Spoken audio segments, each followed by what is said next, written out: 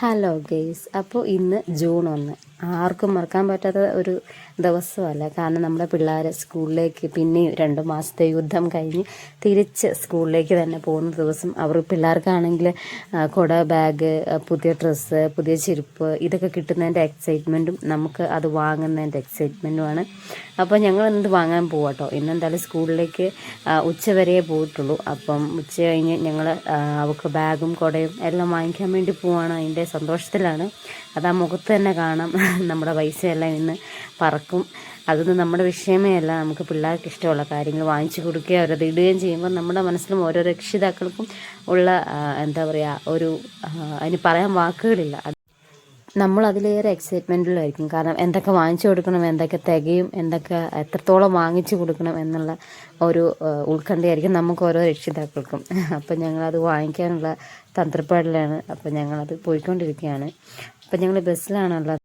അങ്ങനെ ഞങ്ങൾ വിലങ്ങാട് ടൗൺ കഴിഞ്ഞിട്ടോ. ഇത് നമ്മുടെ പണ്ടത്തെ ഉരുളിൻ്റെ ആരും മറന്നിട്ടുണ്ടാവില്ല. ഇത് ഉരുള് പൊട്ടി കഴിഞ്ഞിട്ടുള്ള സംഭവവികാസങ്ങളാണ്. അതിപ്പം നന്നാക്കിക്കൊണ്ടിരിക്കുകയാണ്. അടുത്ത മഴക്കാലം ആവാനായില്ലേ.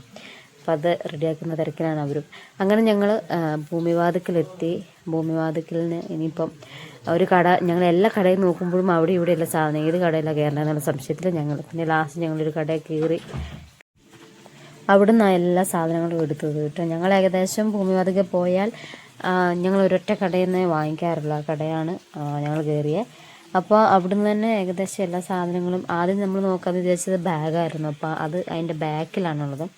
അപ്പോൾ ഒരുമാതിരി എന്താ പറയുക, ഒന്നും പറയാനില്ല. കുറേ ഇങ്ങ് ആ ചേട്ടൻ വലിച്ചു വാരിയിട്ടു.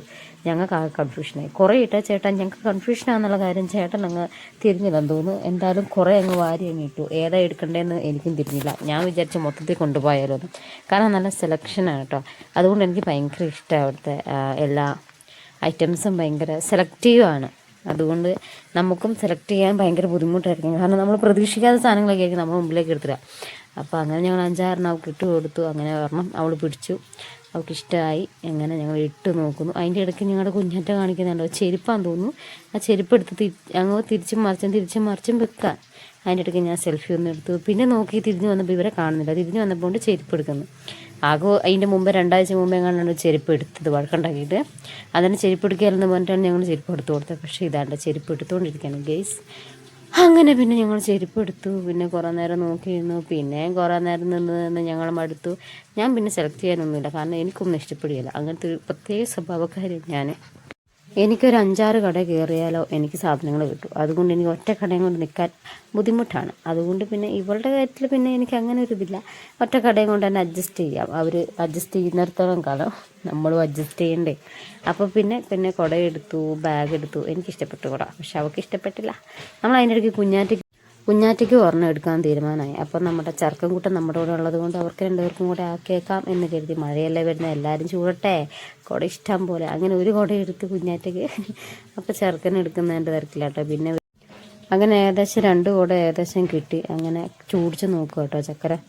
അങ്ങനെ പിന്നെ ഓരോന്നിങ്ങനെ അതിൻ്റെ ഇടയ്ക്കും ഒക്കെ നോക്കി ഇങ്ങനെ തപ്പിയെടുക്കുന്നുണ്ട്. പാവം ചേച്ചി. ആ ചേച്ചി എത്രമാത്രം കഷ്ടപ്പെടുന്നുണ്ടെന്ന് എനിക്ക് അന്നാ തിരിഞ്ഞ്. കാരണം വെച്ചാൽ നമ്മൾ ഇഷ്ടപ്പെടുന്ന സാധനം എടുക്കാൻ വേണ്ടി അതിൻ്റെ ഉള്ളിൽ നിന്നൊക്കെ തിരികെ എടുത്ത് തന്ന് പിന്നെ അത് ഇഷ്ടപ്പെടാണ്ട് വന്ന് പിന്നെ രണ്ടാമത് പിന്നെ തപ്പി അതിൻ്റെ ഇടയ്ക്ക് എടുത്തി ബോക്സുമായിട്ട് എന്നതാണോ. എന്തായാലും പോട്ടെ. അങ്ങനെ പിന്നെ ബോക്സും ടിഫിൻ ബോക്സുമാണ് കേട്ടോ അടുത്ത് എടുക്കുന്നത്. ബാഗ് നമ്മൾ ഓൾറെഡി എടുത്തു, മറക്കണ്ട. അങ്ങനെ പിന്നെ ടിഫിൻ ബോക്സ് തപ്പാനായി. അങ്ങനെ തപ്പി പിന്നെ ഇതാ അടുത്തത് കൊണ്ടുവന്നിരിക്കുന്നു.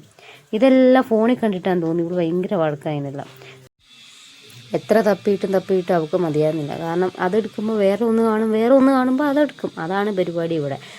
മിക്കവാറും എനിക്കൊന്ന് അലമാരയെല്ലാം കൂടെ തലയിലേക്ക് വീഴിക്കുക. ഇറ്റാ തപ്പല അതിൻ്റെ അടുത്ത് നിന്ന് തപ്പുന്നത്.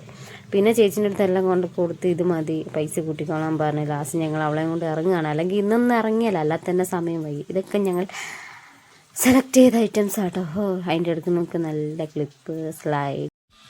അങ്ങനെ സ്ലൈഡിനിടണം. ഭയങ്കര നല്ല രസമല്ല, 2 കൈ തലമുടിയെല്ലാം കിട്ടിക്കൊടുക്കാൻ നല്ല രസമാണ്. അങ്ങനെ എനിക്ക് വിശന്നിട്ടാണെങ്കിൽ ഇതിനൊക്കൊന്നും വിശപ്പും ഇല്ലേന്ന് ഞാൻ ചില സമയത്ത് വിചാരിച്ച്. അങ്ങനെ എൻ്റെ വയറിനെ തൃപ്തിപ്പെടുത്തുന്ന സമയമായി. അങ്ങനെ ഞാൻ അവിൽ മിൽക്കൊക്കെ കഴിച്ചിട്ട് പിന്നെ കാണാം. ബൈ.